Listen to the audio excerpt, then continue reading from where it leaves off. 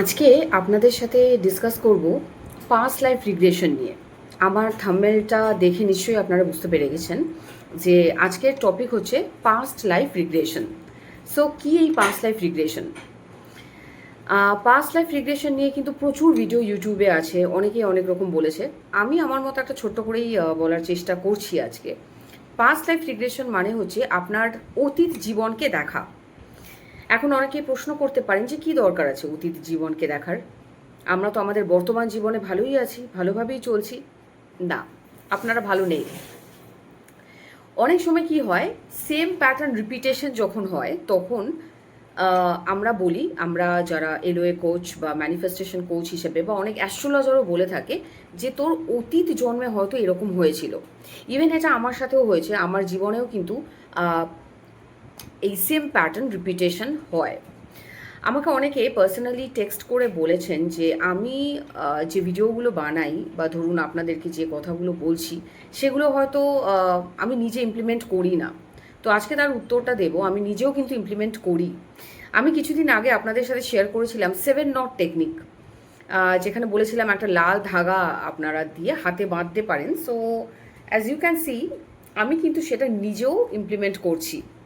সুতরাং আমি আমার ভিউয়ার্সকে যে টপিক নিয়ে বলি, আমি কিন্তু সেগুলো প্রত্যেকটা জিনিস আমি আমার নিজের লাইফেও ইমপ্লিমেন্ট করি। এরকম নয় যে শুধুমাত্র আপনাদের জন্য বলছি, আমি সেটা নিজের লাইফেও ইউজ করি এবং এইটা ইউজ করে বিশ্বাস করুন আমার দুটো ইচ্ছে পূর্ণ হয়ে গেছে। সো আপনারাও জানান যে এই টেকনিকটা আপনারা ইউজ করেছিলেন কি না এবং কীরকম রেজাল্ট পেয়েছেন। সো টপিকে আসি, পাস্ট লাইফ রিগ্রেশন নিয়ে।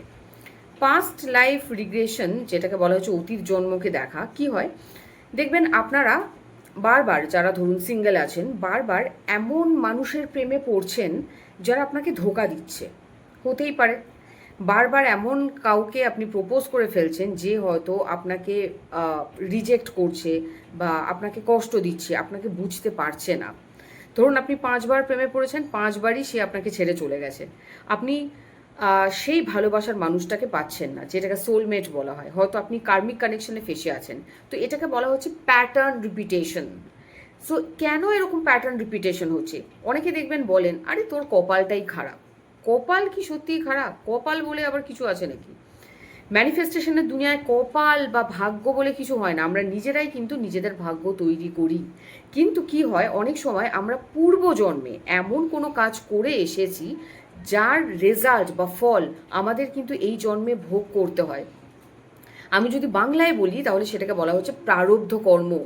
প্রারব্ধ কর্মার জন্য আমরা প্রত্যেকেই কিন্তু জন্মগ্রহণ করি। এবং পাস্ট লাইফ রিগ্রেশন দেখা এই কারণে দরকার, যাতে আপনার প্রেজেন্ট লাইফটা খুব স্মুথ হতে পারে।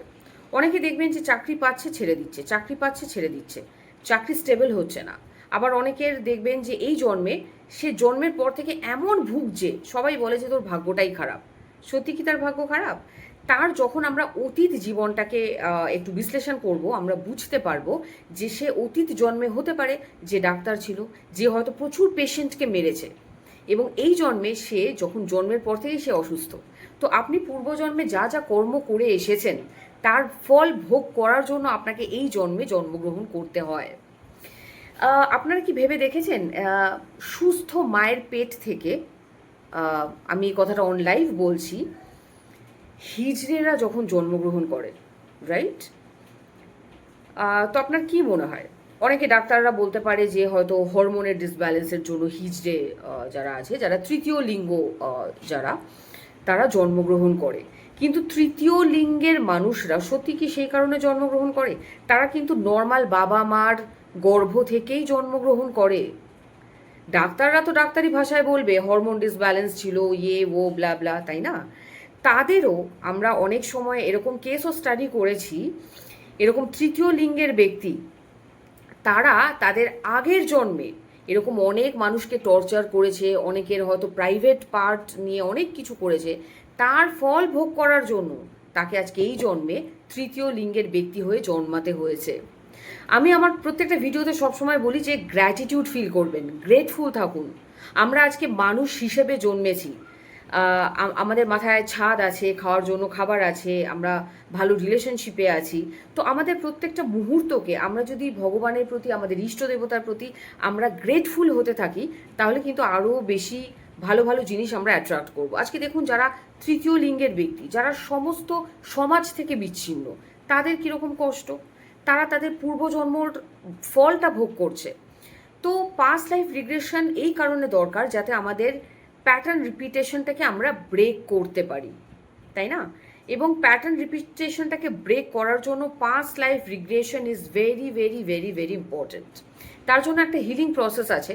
কি হয় যে আমরা যখন পাস্ট লাইফ রিগ্রেশন করি, তার জন্য কিছু মন্ত্রাস আছে যেটা আমি আপনাকে ডেফিনেটলি দেব, সেটা দিয়ে হিল করা হয়। মানে আমরা আমাদের পাস্ট লাইফে যে খারাপ কাজগুলো করে আসছি সেইটাকে একটু হলেও আমরা কমাতে পারবো। যখনই আপনি সেই কর্মটাকে ক্ষয় করবেন মন্ত্রা চ্যান্ট করে, বা আমি টেকনিক বলে দেব, তখনই দেখবেন আপনার এই বর্তমান জীবনে যে প্রবলেমগুলো হচ্ছে, রিলেশনশিপ ইস্যু হতে পারে, হেলথ ইস্যু হতে পারে, আপনার বাবা মার সাথে প্রবলেম হতে পারে, ধরুন ফোবিয়া হতে পারে। অনেকে দেখবেন জলে স্নান করতে ভয় লাগে। আমার কাছে এরকম একটা কেস এসছিল, যার যে আপনার 14th ফ্লোরে অফিসে যেত পায়ে হেঁটে। ভাবতে পারছেন?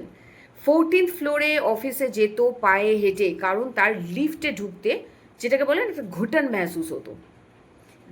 এই ঘুটানটা কিন্তু তার এই জন্মের নয়। যখন তার পাস্ট লাইফ রিগ্রেশন, আমি যখন তার সাথে কথা বলেছি, আমি তখন দেখতে পেয়েছি, আমি তখন বুঝতে পেরেছি তার পাস্ট লাইফে এই যে পাস্ট লাইফ ফোবিয়া, এই ফোবিয়াটাকে সে কিন্তু ক্যারি ফরওয়ার্ড করেছে। আমার সাথে কথা বলার পর, আমার সাথে সেশন নেওয়ার পর এখন কিন্তু সে লিফটে করেই অফিস যাচ্ছে। সুতরাং পাস্ট লাইফ রিগ্রেশন নিয়ে যারা খারাপ কথা বলেন, এগুলো ভুজুং ভাজুং, এগুলো অ্যাস্ট্রোলজিক্যাল, তাদেরকে বলে রাখছি এগুলো কিন্তু কোনো ভুজুং ভাজুং নয়। আপনার বর্তমান জীবনটাকে একটা শেপ দেওয়ার জন্য পাস্ট লাইফ রিগ্রেশন নিশ্চয়ই দরকার। এরকম আরও ভিডিও পাওয়ার জন্য আমাকে ফলো করুন, আমার চ্যানেলটাকে সাবস্ক্রাইব করুন। Universe unlock by Rumki Bhattacharya. Thank you so much.